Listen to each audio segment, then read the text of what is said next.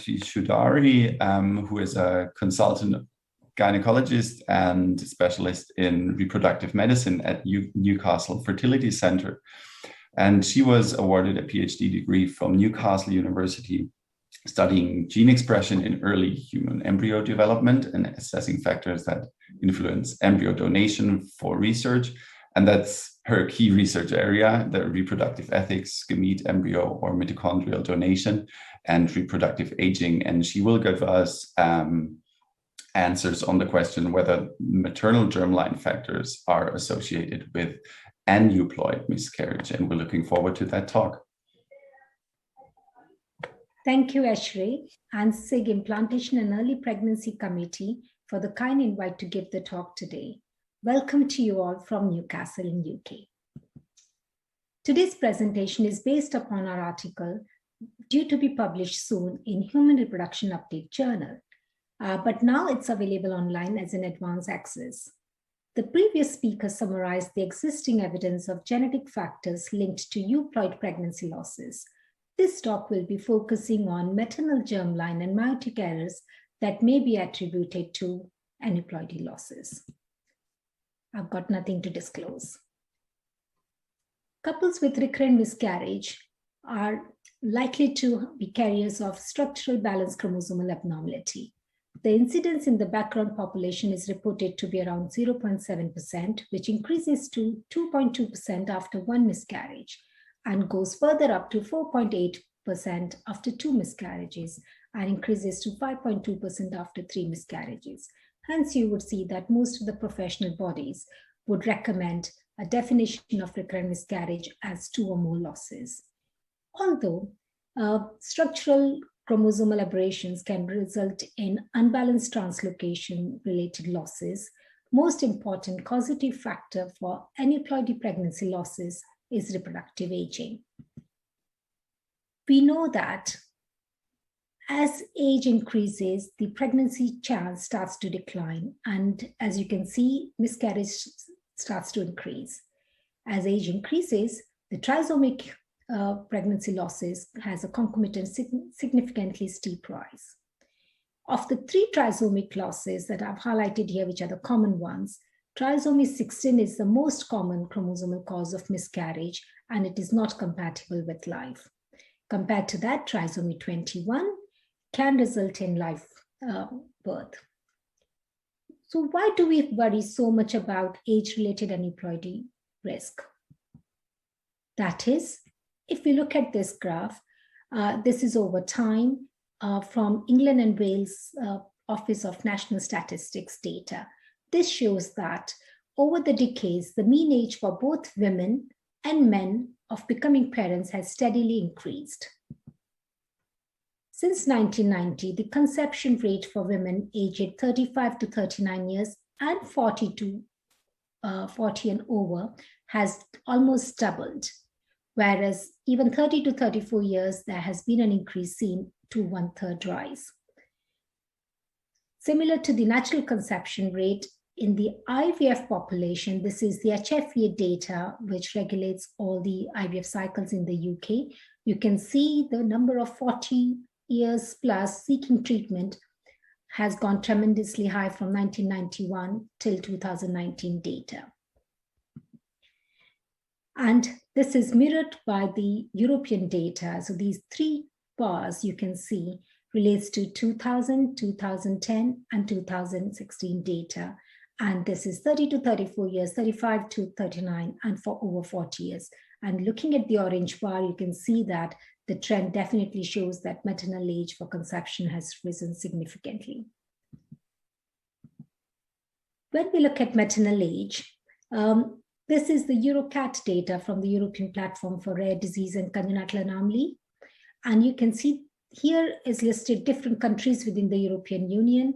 And the green bar is women aged less than 35 years, whereas the black bar is women over 35 years. And you can see the incidence of chromosomal abnormalities are definitely higher in the older population in almost all the countries.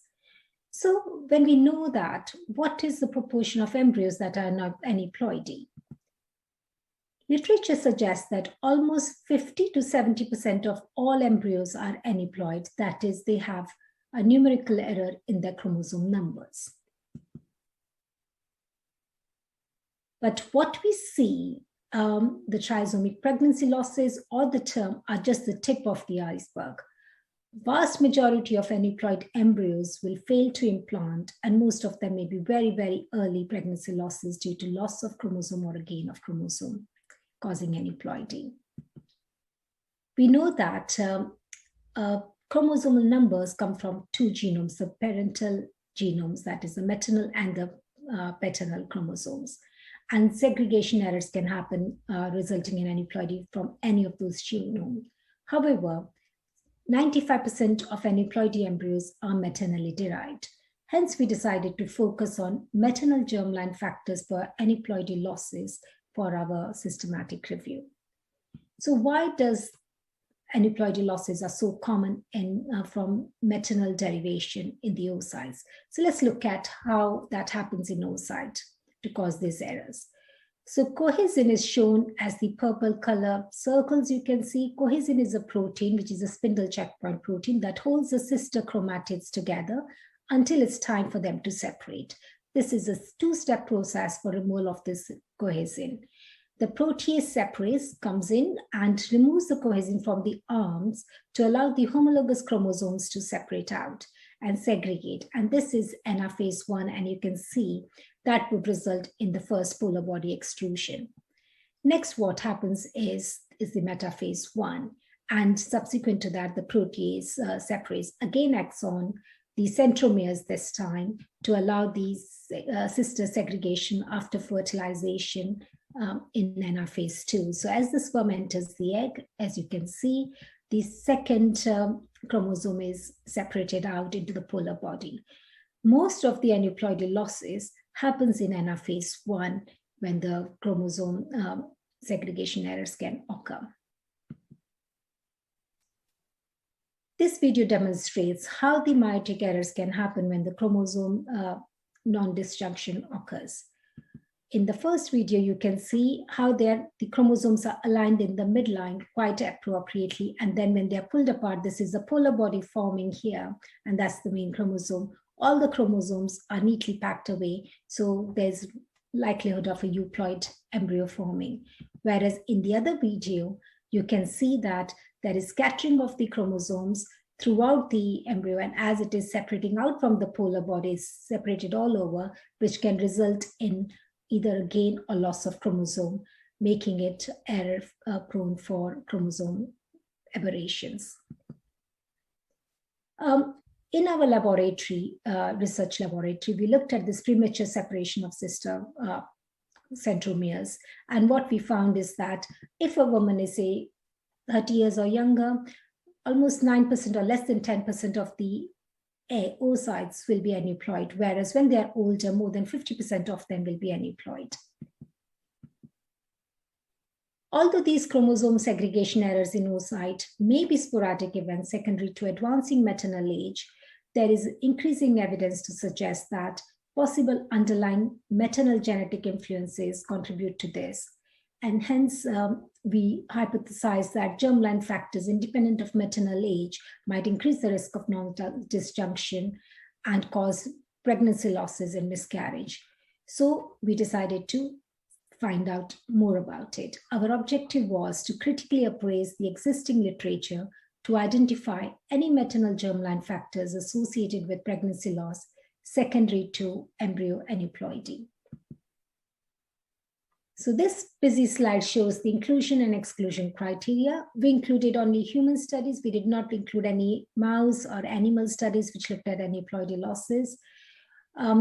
Women should have had a pregnancy loss up to 24 weeks of gestation or earlier, and there should be genetic makeup available of chromosome aneuploidy in the products of conception, as well as maternal genotype should have been studied. Any studies which did not have both of these genotypes looked at were excluded. Mosaicism was also excluded if it was noted in the products of conception because of high chance of it due to post-zygotic mitotic errors, and studies in which the full text article was not in English were excluded as well. This is the PRISMA flowchart showing how we identified the studies and selected them. So more than 2,000 studies where records were noted after removing the duplicates. And following that, screening of all the records resulted in 65 studies being identified, of which majority of them were excluded again. And this time, the reason for exclusion of these studies after full text article review was either it was secondary to an aneuploidy live birth rather than a pregnancy loss, or the genetic makeup of products of conception or maternal origin were not known. PGTA studies were also excluded if they had only pre-implantation genetic diagnosis, but no genetic diagnosis of post-implantation in the pregnancy tissue. In addition to that, 3 studies were identified through the bibliography. So in total, we had 21 studies that looked at maternal germline factors that met our stringent inclusion and exclusion criteria. We looked at the modified Newcastle-Ottawa scale for risk of bias. This was adapted from a Collins paper, taking several parameters into consideration. A maximum score of 12 was allocated, with high risk of bias if the score was 0 or 4, and low risk of bias if the score was 9 to 12. The intermediate range was highlighted in amber. As you can see from the 21 studies listed here, majority of the studies were of low and poor quality. In view of significant heterogeneity and insufficient quality of studies, a meta-analysis was not possible. Hence, we resorted to narrative thematic analysis of these studies. Based on our analysis, we identified 6 themes based on maternal germline factors studied from these studies. The pencil symbol highlights the number of studies in each group. The first one is the role of X chromosome, and we are going to discuss more about that in detail and slowly go down the 6 themes we have identified. Role of X chromosome were divided into X chromosome inactivation or XCI, X chromosome mosaicism, and X-linked fragile X FMR1 mutation or permutation. Now, what is X chromosome inactivation? Now, in a female embryo, we know that one X is inherited from the maternal side and the other one is inherited from the paternal side. The inactivation of which X chromosome will be inactivated in a cell is quite random and sporadic, but usually there is a balance maintained with 50% of maternal X chromosome inactivated and 50% of paternal X chromosome inactivated. When this stable inheritance is disturbed and there is a deviation from that, this is described as skewing, especially when it is more than 75%. And if the skewing is 90 or 95%, it is referred to as high and extreme skewing. So 3 studies looked at skewed XCI mutation, and here, all these 3 studies were case control studies. The range in the healthy control group were between 5 to 7% incidence of prevalence of finding a skewed XCI of more than 90%. Sangha and Beaver study defined skewing as over 90%, whereas Warburton defined it as over 85%. Warburton study found a difference, a statistical difference, only non-trisomy aneuploidies, where you can see a 15%, 13% increase compared to the background healthy control, whereas Beaver looked at all previous trisomic losses and found a difference. Sangha included not only trisomic losses, but other types of aneuploidies as well, and included all aneuploidies. Sangha study from 1999 identified a huge 1/3 proportion of those who had skewed XCI noted. However, when we look at their further information provided in that study, if they included all recurrent pregnancy losses with or without aneuploidy, the prevalence was noted to be lower than when only aneuploidy were considered, but still significantly higher than the background population. Of all the recurrent pregnancy losses that were associated with aneuploidy, they found that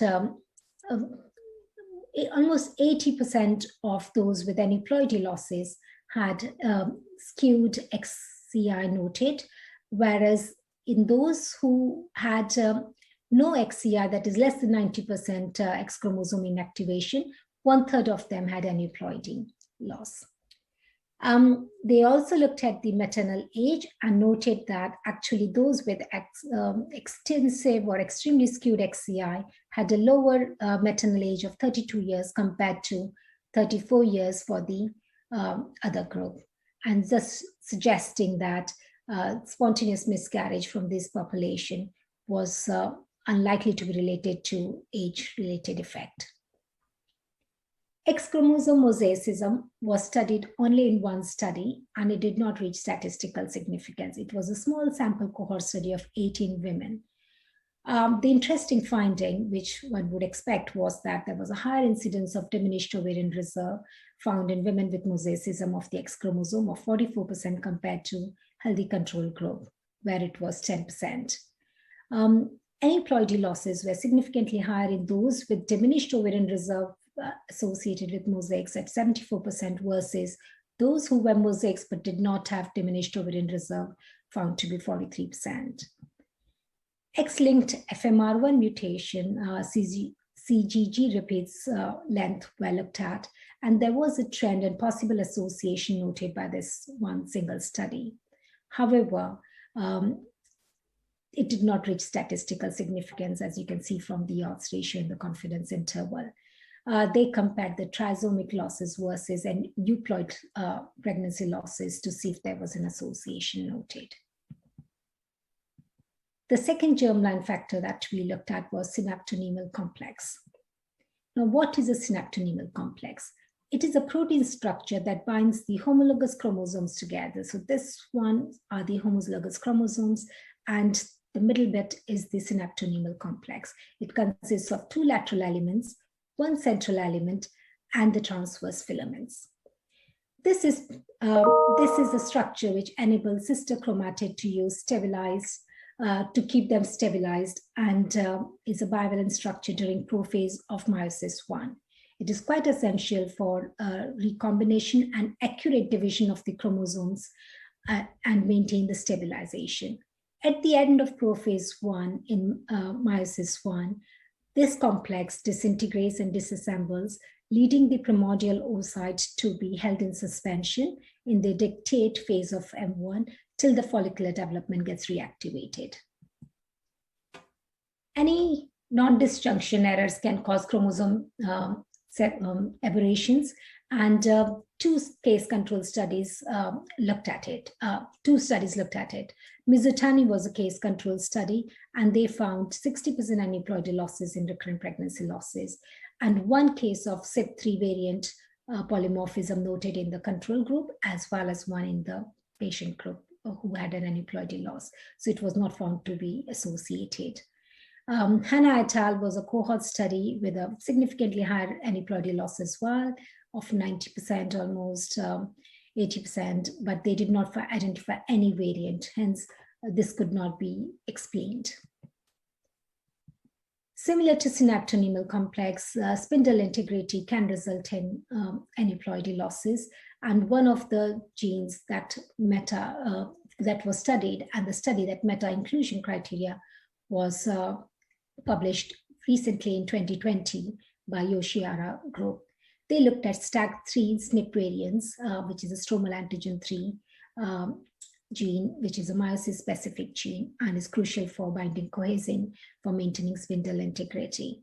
You can see the age was around 36 in both the control group and the recurrent pregnancy loss with aneuploidy group. The three key variants, SNP variants they looked at, all of them did not show any statistical difference in the control group versus the aneuploidy loss group. Hence, there was no association identified. The PLK4 was another gene they looked at, which was a mitotic specific gene. Again, it did not show any correlation. Maternal germline factors, next we looked at was based on studies that reported on folate metabolism. Now, this is a simplified version of the folate pathway. We all know that folate is an essential dietary nutrient, which has a critical role in cell functioning.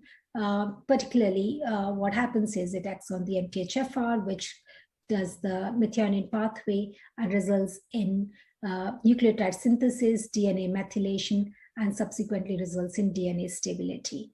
Anything that can cause disruption of this pathway can result in neural tube defects as well as non-disjunction of chromosomes, such as trisomy 21.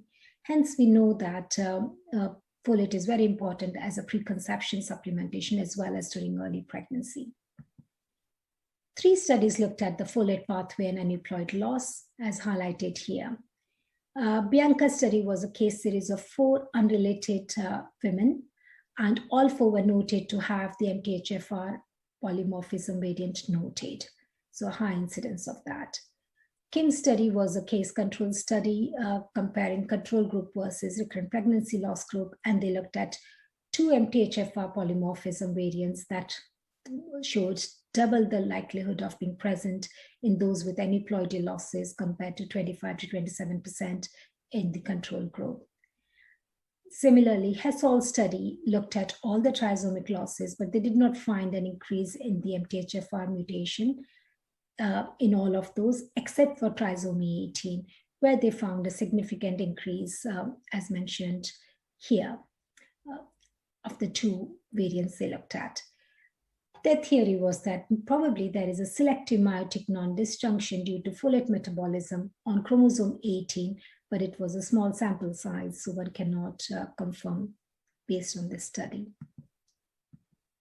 Next 2 we looked at was maternal mosaicism and chromosome structural translocation or aberrations. Both of these had 5 studies in each of their arms, and all of them were single case reports, that is, reporting 1 single patient all the time. Hence, there was a high risk of bias in both of these studies. As you can see, mosaicism study highlighted, 1 was a trisomy 21 mosaicism, 1 was chromosome 4 mosaicism, gonadal mosaicism suspected in 2, and cryptic mosaicism with isodiacentric chromosome 15 in 1. Compared to that, structural translocation 2 had balanced translocation between chromosome 5 and 17, 2 were Robertsonian translocation, and 1 was an unbalanced translocation carrier with a derivative chromosome.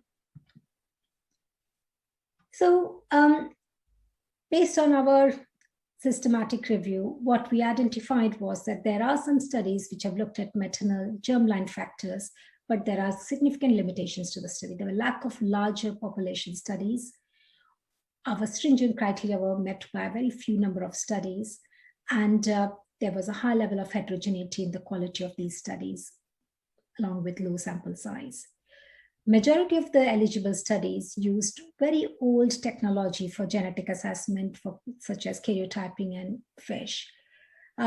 Except for 1 study looking at RACGH or NGS, none of these studies in products of conception looked at newer genotype sequencing methods. There were confounding factors which were not adjusted. Maternal age was not reported in all. And although we looked at maternal germline factors, other causes of aneuploidy, such as postzygotic mitotic errors and mosaicism, were not looked at, or paternal germline factors. Although this systematic review did not look at postzygotic mitotic errors, we recently published in the journal Cell about parental genome unification errors that can cause aneuploidy. This is the postzygotic errors. So what we know that the parental genome, so this is the 2 pronuclei from the parental genomes. They cluster together at the pronuclear interface, as shown here, near the centrosomes. And this clustering is supported by adenine, which orients it towards the centrosome. If they are closely interacted towards the interface, then they separate appropriately, not causing any mitotic errors, resulting in a high likelihood of blastocyst formation and low likelihood of aneuploidy. However, if there are clustering defects, that is, are not at the interface, as one would expect near the centrosome, and they're all over the place, as noted in this figure, then it can cause gain or loss of chromosomes, as you can see, which can result in mitotic errors, resulting in fewer blastocysts and a high aneuploidy loss. Our study, we hope that it will have future implications and research benefits. Future studies should aim to include a bigger population group, as well as to use up-to-date sequencing technology, which is currently lacking. Maternal germline factors, which is an area of scope for further research, needs to be evaluated, as well as we need to get accurate evidence for genotype sequencing panel so that we can develop diagnostic and prognostic tool based on these panels. It will help in clinical translation with benefit for patients and clinicians, where it could assist with informed counseling of the patients for providing prognostic information. Strengthening the evidence would lead to revisiting recommendations by professional bodies. Currently, ESHRE guidance on recurrent pregnancy loss does not routinely recommend testing for either products of conception or parental genotyping. Some other professional societies do recommend this. With the lack of evidence, we cannot change this right now. However, if we build on the evidence and do further research, the evidence will be strengthened and we could revisit whether we need to screen everyone with pregnancy losses and aneuploidy history. In summary, some women are more prone to pregnancy loss secondary to aneuploidy of the embryo, and aneuploid embryos are quite common occurrence. There is lack of robust evidence for association of maternal germline factors and aneuploid pregnancy loss. It still remains an enigma that needs to be unfurled and addressed. Lack of consensus exists between professional bodies in recommending genetic tests. There was some association, though weak, noted with X chromosome-related pathways and folate metabolism pathway. Future research is warranted to address the gap in current knowledge base, and hence to make it more pertinent to discover role of germline factors in generation of aneuploid pregnancy losses. To aid with this, we are currently doing 2 studies. One study is known as the REPLY study, where we are looking at recurrent early pregnancy loss investigation by exome sequencing, gaining insight into causes of recurrent miscarriage, secondary to specifically numerical chromosomal errors during pregnancy. And the second study we are looking at is reproductive aging and genomics research, looking at maternal age-related risk to help inform women further. This is funded by European Commission grant under the Horizon 2020 known as GERMAGE study. There is a likelihood that we all talk about one biological clock for the women related to reproductive aging. However, there is a possibility there is a separate chromosomal clock apart from the biological age-related clock that is ticking as well, and that may cause aneuploidy and pregnancy losses, which we need to address. Our REPLY study is funded by Rose Trees Trust. I would like to thank my 2 trainees, Ursula and Laurencio, who were the co-authors on this study and did the analysis, as well as Gavin Hudson, who provided his genomics expertise from Newcastle University and Wellcome Trust Center for Mitochondrial Research to interpret the findings of this review. We would also like to acknowledge the British Medical Association librarian who did the mesh search for us. I would like to thank all of you for listening, and I'm happy to take any questions. Thank you. Yeah, Dr. Choudhary, thank you very much for this nice presentation and for giving us overview now on the genetics of the aneuploidies. Actually, what kind of drives me is the same question that I already asked Emily Colley, and that is also asked from the audience, that gives us the question, would you consider to being close to having a sufficient evidence based on a panel of genes to introduce them into clinical practice? Thank you so much for the question. I would say that at present, based on our systematic review, when we were looking at literature and the evidence, it was quite shocking to see that although we hear about genomics, all the gene panels, the DIY, do-it-at-home kits available for gene panel testing, there is not enough evidence for a selected diagnostic gene panel or for prognostic purposes.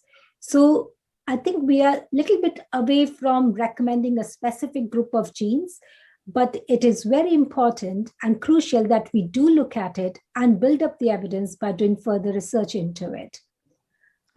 I would like to recommend a study, which I've not included in my presentation, but a very brilliant study published in 2020 in Nature Communications, where they looked at the genome-wide association studies and linkage studies with different biobanks data available. It's an Oxford study linked with other centers. And the European database population for sporadic as well as recurrent miscarriages. And they found that if we look at literature and evidence, there have been 333 variants of clinical significance associated or published in literature in association with miscarriage, sporadic or recurrent miscarriage. However, when they looked at the specific biobank genome data that was available, of more than 70,000 or so, and 700 women with recurrent miscarriages who had fed that data into that. And none of those 333 they identified. When they looked at this, they only identified 3 variants of clinical significance located on 3 chromosomes, like 9, 11, and 1 for recurrent miscarriage, and only 1 for sporadic miscarriage. So that's a very good read. It's quite scientific, but I would recommend people to read that, telling us that there is still a lot of scope to get to the point where we all want to reach. Yeah, thanks for pointing that out, and also for pointing out, I mean, we are now discussing already the regulating genes and everything, and we, according to the ESHRE guideline, that's what you said as well, we don't even have enough evidence to talk about chromosomal abnormalities in those patients, or at least the ESHRE guidelines states that there's not enough evidence. I know the RCOG guideline does recommend, at least in the product of conception, whereas the German-speaking guidelines does recommend a chromosomal screening. So that is basically something where we are now discussing that on top already, to look into further genes, but we don't even know whether we should investigate the chromosomes or the chromosomal changes at all, or if we have enough evidence for that. So thanks for pointing that out. I think that was a very important point that you made there. Thank you. You have another questions? Yeah. Do you want to ask on this topic? Because we during your research, have you identified a panel of genes abnormalities that could be responsible for reduced ovarian reserve and premature ovarian failure? Right. Thank you so much, Hani, for this question. Our germ-age data is not yet published, but I have to admit that we have found some interesting findings that we would like to share, hopefully in near future. One thing is that when we were doing our research for germ age or the reproductive aging study in the ovaries and the eggs within the ovaries, these were the eggs we studied that were donated by healthy women who volunteered to donate their eggs for research purposes only. So we are the only center in the UK that have got license to recruit women for altruistic purposes for donation for research. So none of these women had a diagnosis of POI, but we are hopeful that looking at the variations and the chromosome segregation errors in the eggs, polar body analysis and the genomic analysis that we are doing and we have done, we would be able to identify some in future that would be able to develop a gene panel. We also intend in future to expand our research studies by specifically targeting, as you highlighted, women with POI or even with recurrent implantation failure or poor quality embryos, whether we can identify a gene panel that would give us some idea. So very important question, but as with most of the things in fertility, still a bit unknown that we need to address collectively and collaboratively. Thank you. Yeah, thank you. Kind of adding on to that, there's a question on if we think of conducting studies on the cause of miscarriage, what would you consider as the most important confounders that we must prevent, because we do have limited sample sizes in all those studies? So probably the question goes into a direction where based on what should we select our population somehow? Yeah, I mean, I think one of the key things I would say is that genome data, once we collect it, it could be shared between groups and networks, given patient permission, so that we can build a database and we can have online gene matching, that is online dating of genes, basically. That's what I call it, between different, so we can really identify the specific gene panel. Regarding confounders, what I think is most of the times the confounders would be the type of analysis you do on the, say, for example, products of conception or so. So if you're not doing the right test or the most up-to-date test, then we may not get enough data. As I highlighted in our systematic review, when we looked at it, none of the studies except one had even done the latest ESHRE as well, or genome-wide association studies on the products of conception. Most of them were based on FISH and karyotype. I mean, so those are really old ways of testing, because we wouldn't pick up everything on that. Same goes for in fertility field, when we do, say, for donor screening, and a lot of centers would do karyotyping, including ours, we do karyotyping. But karyotyping would look at the numbers and maybe the translocation or something, but it would not tell us anything more about specific that genome would tell us. So we have to come together. Maybe ESHRE could come up with a consensus statement or a priority setting discussion, where we come up with a set of rules so that we can avoid the confounders and we all work to the same set standards, that these are the ones which we have to include when we are doing a research study or a genetic study that would help to build the gene panel. One of the other confounders is that when we look at the gene panel, we sometimes compare it to the human genome data set.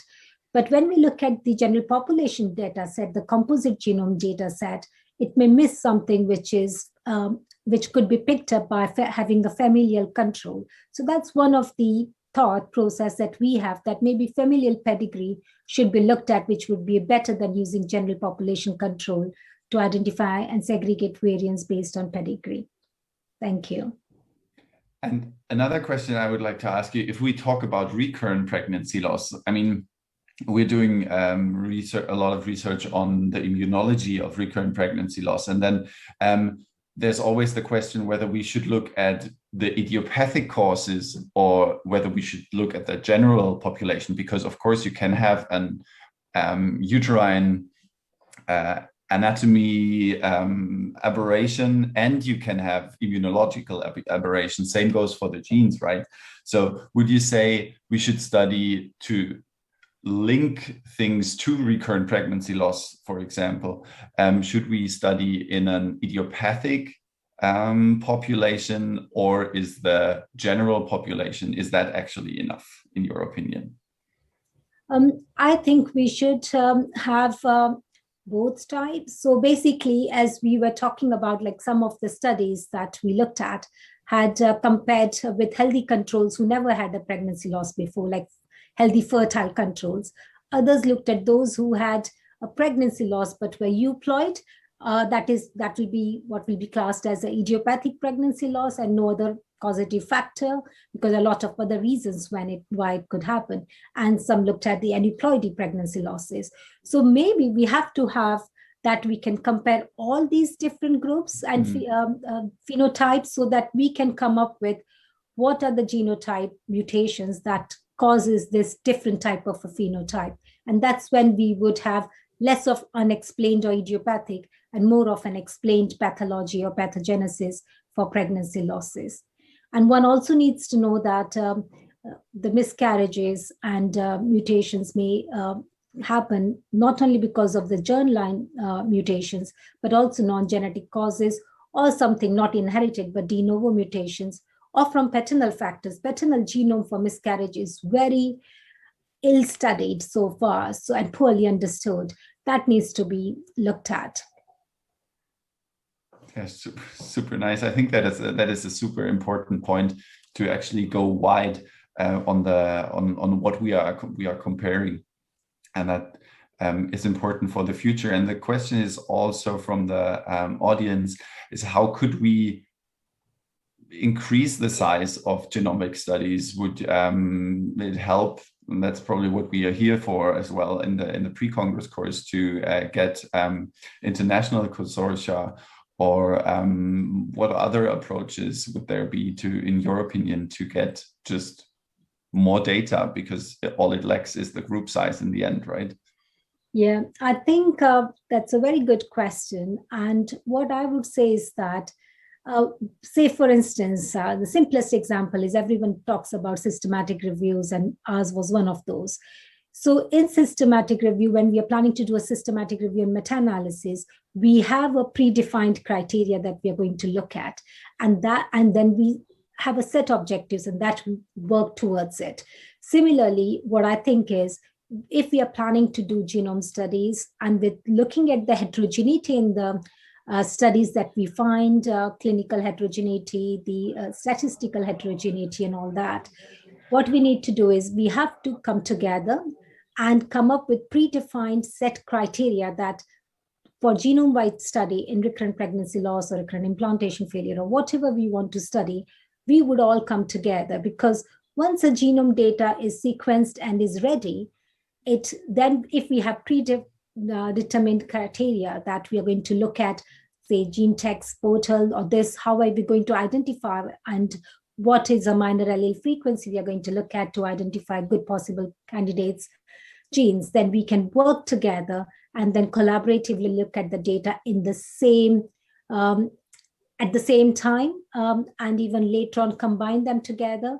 And I think it's very crucial to increase the sample size we work towards with predetermined factors, as I mentioned, and come together so that we can do a multi-center studies where we can have the increased number of population. As I mentioned, our REPLY study is a feasibility study. We have finished recruiting for that. Hopefully we'll present the data at next ESHRE.